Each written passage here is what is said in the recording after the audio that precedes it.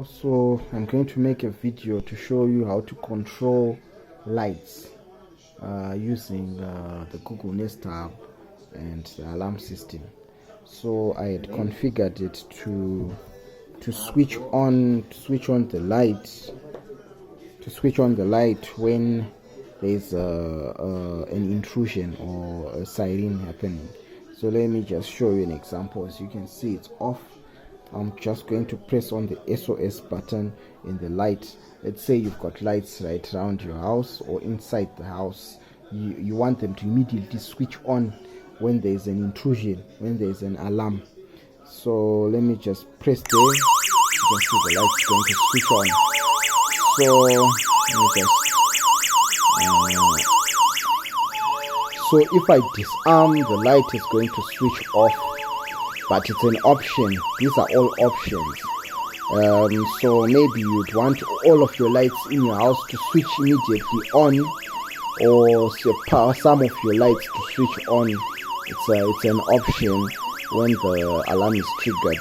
So I've set again, if I disarm, the light will switch off.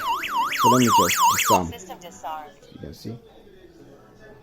I think I had let me just, so like I was saying, if you disarm, the lights will switch off. Let me just disarm there. System disarmed. Like that. So it's going to my phone is making noise. So that's how you can make them. So you can do that also using voice commands. Like for example, okay Google, switch on my light.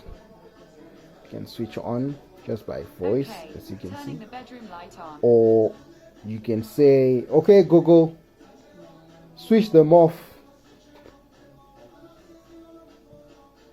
Good night. Switching off the light.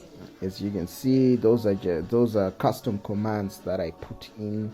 So you can put in any command that you want. If I wanted, if I would say maybe switch on the light or switch off the light, it would switch off the light and then arm the control panel. Or switch on the light, it would do what you want, either arm the panel or disarm the panel. You could do any. So that's how you use floodlights in the smart environment with the control panel or the Google Nest Hub. Thank you. Okay, I hope it was informational and it was helpful video. Okay, so one more thing, let me just do it quickly.